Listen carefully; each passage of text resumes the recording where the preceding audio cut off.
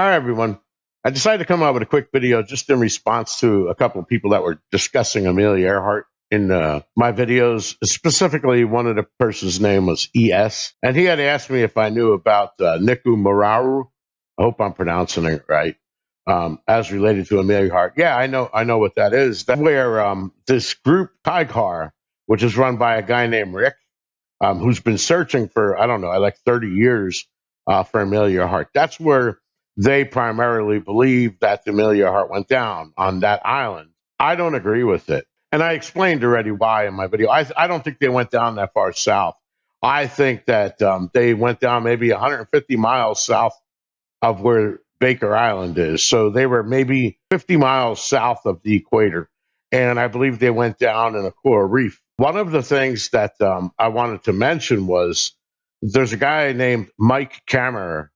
And if you look on this website here, I don't know who owns this website, but you could read the scrapbook that was on. I think it's scrapbook 83 from Forrest Fenn, and he talks about Mike Kammerer.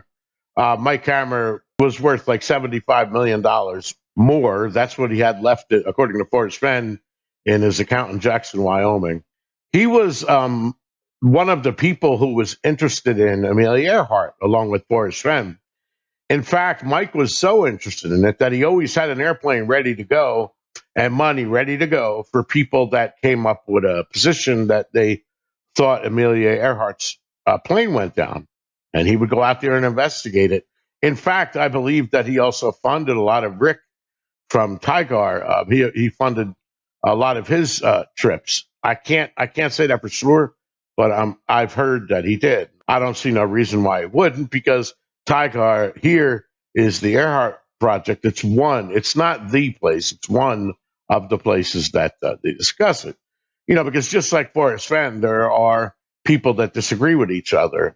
But if it wasn't for my own belief that they went down north of there, I don't think they went down that far. If I didn't believe my own thing, I would have to agree with Tigar that they went down Niku Mararu, which was also called Gardner Island.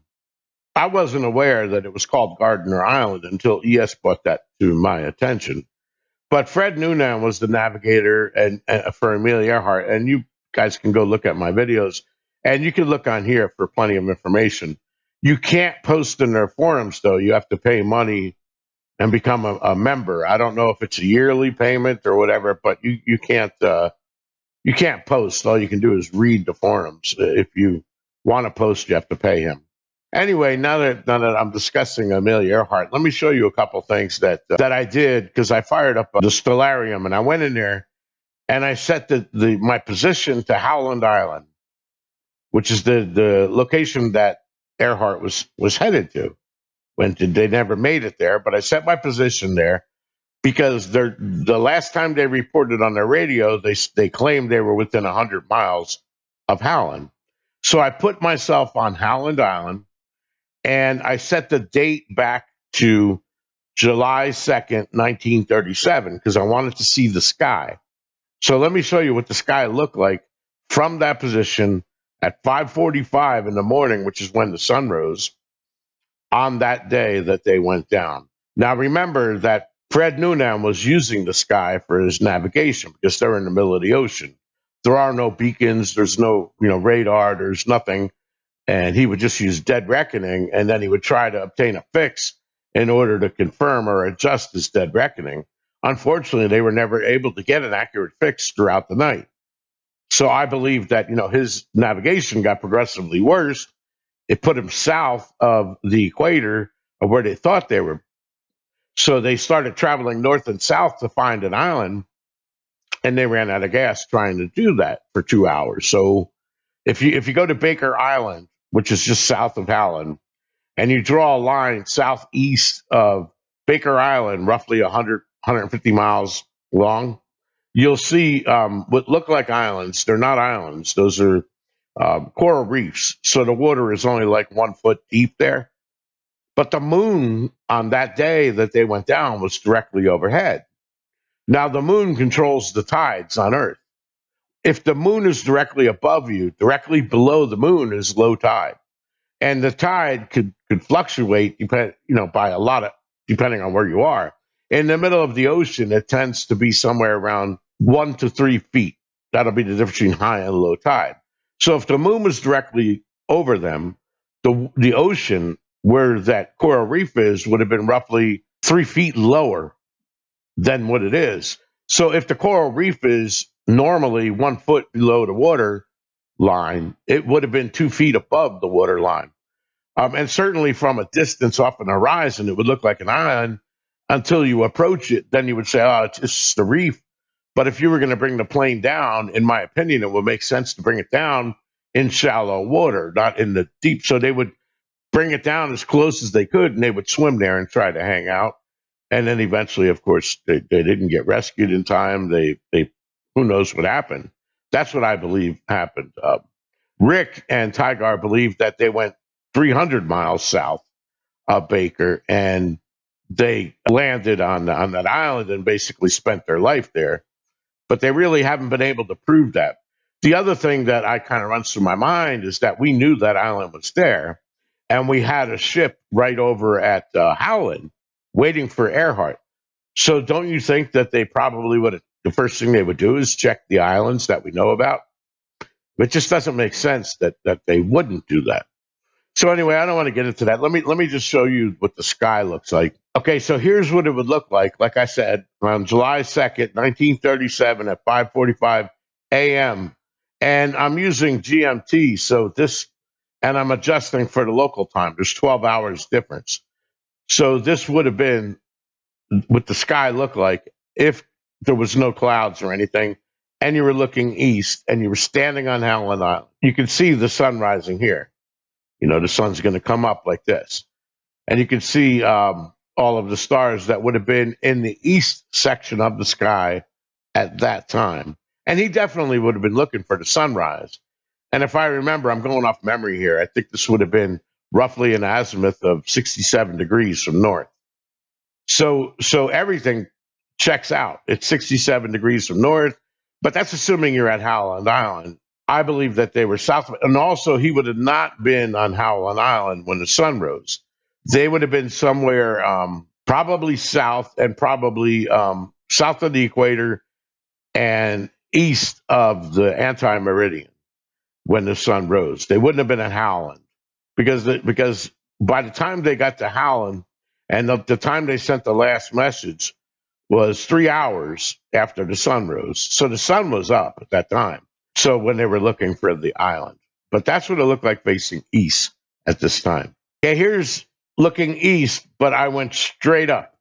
Okay, so I'm looking not quite 90 degrees above me, but you can call it 90 degrees above me would be, let's say, right around here. Okay, at the same exact time, here's Rigel, Aldebaran, Venus, and the moon would have been directly above them at sunrise. Okay, well, almost directly above them. So that guarantees that there would have been a low tide around these islands at that time of the morning. Okay, now remember, the Earth is rotating, so everything is going to move during the next 3 hours, but it would still roughly be low tide over here due to the moon. That's how our tides work. This is again what he would see. This is sunrise, and as you can see, the sun is starting to light everything up.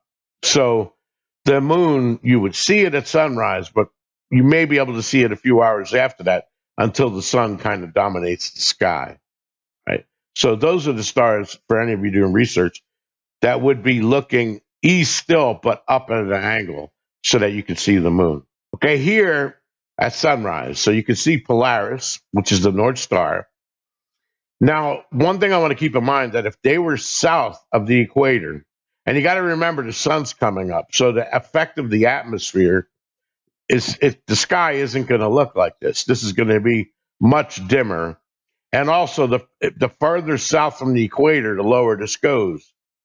I don't know how many degrees, but when you're south of the equator, you won't see Polaris. All these stars will be down slightly lower, but regardless, that's what you would get looking north from Howland Island at 5:45 a.m. local time on that day. Okay, now here I'm looking south, directly south from Howland Island. Here's what you would see in the sky. And again, keep in mind, I have the atmosphere shut off. and the Earth has like kind of a glow or a haze around it that's generated by the light and reflections, and you're looking through the air. So it would a lot of the stars that you see here, you wouldn't see. So basically, you'd see Peacock, you'd see uh, Atmar, and you'd see Canopus, and then whatever this one is here, you'd see. Just the very bright ones mostly. Here we're looking west from Howland Island. This is the area where they'd be coming from because they were heading east northeast, right? So they would see Jupiter was out at 5:45, Altair, Deneb, and Nunki would be the most primary stars in the west that they would have seen at 5:45. Remember, these stars would be going down because the Earth is rotating from west to east. So these stars would be moving down over time as time went on. And of course, new ones would be appearing here. And then when you're looking east, of course, these are moving up because the Earth is rotating towards the east. So all this stuff in the sky would be moving up. And the moon, of course, being above us, would be moving towards the west. It's not always visible during the day.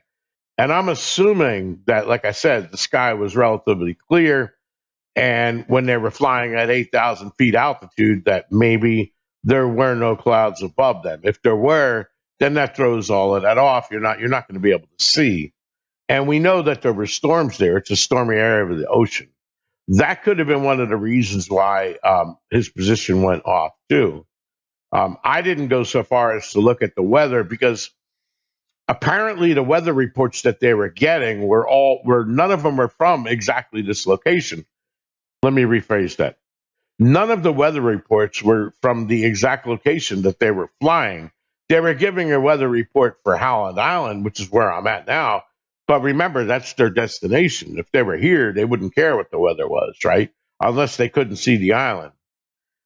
But back during the night, if there were storms, the only weather reports they were getting were from places that are nearby, but not where they were. And squalls can appear anywhere out there in the ocean. And I don't know what the cloud height was and all that. So I don't really know what they seen in the sky. But if there were no clouds and it were a perfect night, and remember, you're in the ocean, so there's no ambient light, there's no city lights up in the sky. So this is what the sky looks like. Like if you're in like Montana or Wyoming, high up on the mountain, at night and there's no clouds, there's really no ambient light unless you're in a city. So this is what the sky looks like, even more stars than this. But I mean, so everything is very vivid. It's easy to see, provided you could see it. There's no clouds and stuff like that. So if somebody wants to take it in that direction, good luck, because I don't think you're going to get accurate results of where the clouds were altitude wise. What cloud layer was at what altitude in relation to the plane, and try to simulate what they seen. Because I believe if you do want to find her plane, you're probably going to have to go underwater, which is going to be extremely expensive since the water here is, over almost 20,000 feet deep. You have 14,000 feet, 15,000 feet. It's huge. The only benefit you have going for you is there's a ridge under the ocean over here.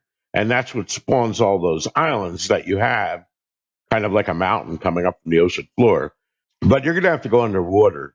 But what I believe needs to be done is I would try to track the flight exactly under the same weather conditions and using something like the stellarium so you can see the sky. And you got to put yourself in Noonan's shoes and navigate like Noonan would have. And ultimately, and then also you got to really accurate take into account, like I said, the weather and the headwinds to get their true airspeed and how far they may have been blown off course. Because you can keep the plane heading at, let's say, 90 degrees, but that doesn't mean anything. You could be heading 90 degrees anywhere around the earth.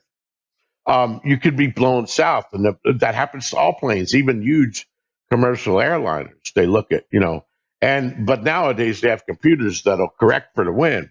So what they do, if you're a pilot, is if you're heading 90 degrees, That doesn't mean that your nose of the plane is pointing 90 degrees. They use the rudder of the airplane to kind of aim the nose towards the wind to count so that the engines are applying some of their velocity in the direction that the wind's coming from, and they would still be able to maintain their course.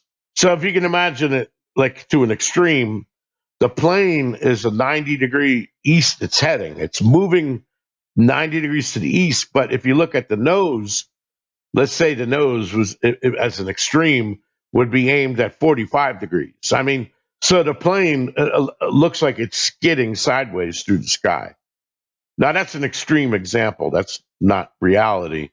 But that's kind of what happens. So the plane is never going to aim in the exact direction.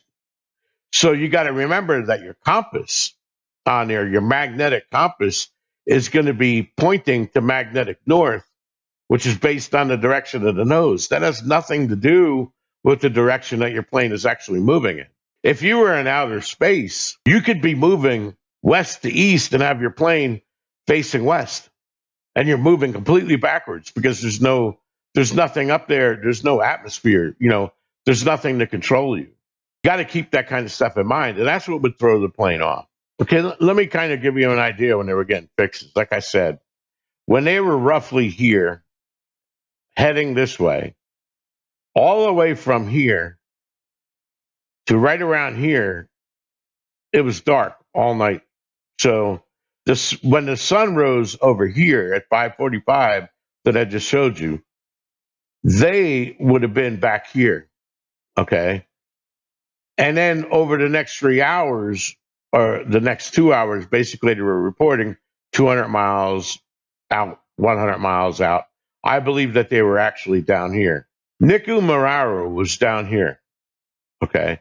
They found bones here, two skeletons, but they never were able to identify what it was from. And there was people living here. There was British settlers that lived here at one point, So they believe that and there's a shipwreck over here. They believe the island crashed somewhere over here. What I believe is that it was really somewhere over here. Like I said, if you look at the altitude here, right here, it's -1 foot. That means the ocean is about 1 feet above this reef. But I don't know what time of the day. Well, here, Google, it doesn't show the time, it just shows the date. I don't know where the moon was when they took this, but if this was low tide, this is going to change by up to 3 feet, the altitude. So this would be above the water when they had the moon above them, when they were around here. So if you're far away and you're looking at it from an angle, that, like if you're way over here, that might appear to be land. Of course, as they get closer, they're going to realize it's just a reef. But you see all these things here? This is like underneath what I was talking about, underneath the ocean floor. Think of those as mountains. Some of them rise all the way up here. Some of them actually form real islands. So the water here is only 10,000 feet deep. Over here, it's 7,000 feet deep. Out here, it's 18,000 feet deep. This line that they were flying, I believe, was just south of the equator, and they were flying north and south around here. And they ended up crashing somewhere over here. They were not up here where they thought they were, and they ran out of gas. But Tygar thinks that it was down here. If I didn't agree with myself, I would believe that Tygar or Rick is probably the closest one. All I was trying to do was offer my opinion. I did take a Coast Guard course for navigation by sea, and I spent like over 20 years doing ILS, or instrument flight, on airplanes. Did I ever get paid to do any of that and do it as a career? No, I didn't. Do I understand math and coordinates and how everything works? Yes, I do, because I spent 40 years as a software engineer and I'm retired now. But anyway, I want you to look at something. Talking about radio reports. If you research what's there at 5, now they took off at 00 GMT from here. At 5:19, 5 hours later, Amelia Earhart reported this as their current position. Now, so already, and this is during the daylight, why on earth?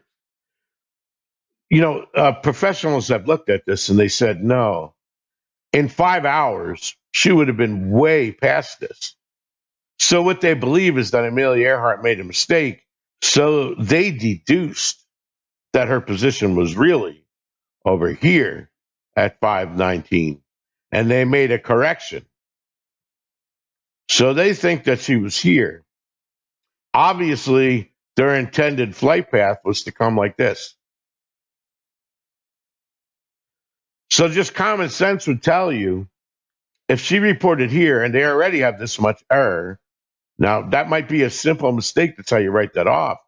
But that would lead me to believe that if you use the believed location, the corrected location, they're already way down here when they should be up here. So if you look where the USS Ontario, they had the ships that never seen Amelia Earhart. If they would have maintained that, okay, and then came up this way slowly, that would explain why the ships never seen them. Now, by the time they got around here, the natives who don't speak English, don't understand anything, there's missionaries that live on this island with them. The missionaries claim that they heard loud noise above. So the natives are all over this island chain.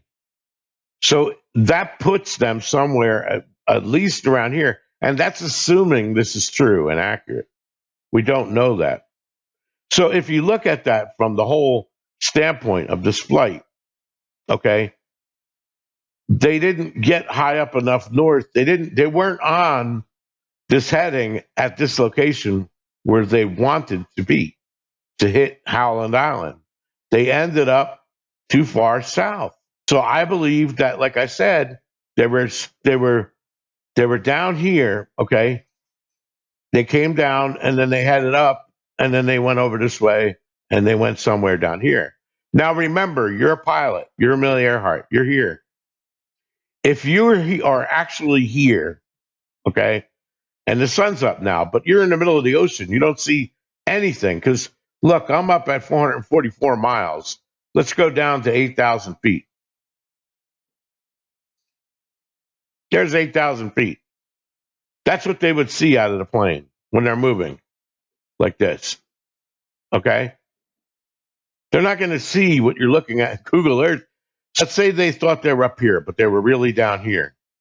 When she made her north and south flight, she's probably not going to go too far north. All right? It's just common sense. Because if she was here and she didn't see the island, she's not going to go way the heck up here. She's going to go maybe up a little bit around here and then go north and south from that point. Right? So she's looking for Baker Island. So look at how similar this is. We got Howland and Baker. When we come down here, if I were to rotate our view, we have Howland and Baker. Now remember, those are not islands. But she's flying north and south. And when she's over here, this, due to the tide, is going to look like an island. When they get close to it, they realize, oh, we're mistaken. Because remember, here's 8,000 feet. It's 9,000 feet, actually. So look, and then you get close, you're like, oops, that's not an island. But remember, it would be a reef and it would have been exposed, possibly. So then they get down here and, they're like, ooh, what's good? And they're over here, they're like, oh, maybe that's an island. And then maybe, and then they get down here, oh, it's not. All right. By that time, when they're doing their north and south, they're already low on gas. So what are the chances that they would have kept going this far south? I just don't agree with that. So if I were to guess, I would say, now remember, we're going to go in at 8,000 feet. This is 42 miles in the sky, right? My guess is that their plane would be somewhere within this purple area. Most likely where the colors are light, because that's where they might have seen the coral at 8,000 feet, which again is right around here. That's 8,000 feet. That's it. So, anyway, I just wanted to put that out there for you guys. Have a good day. Peace.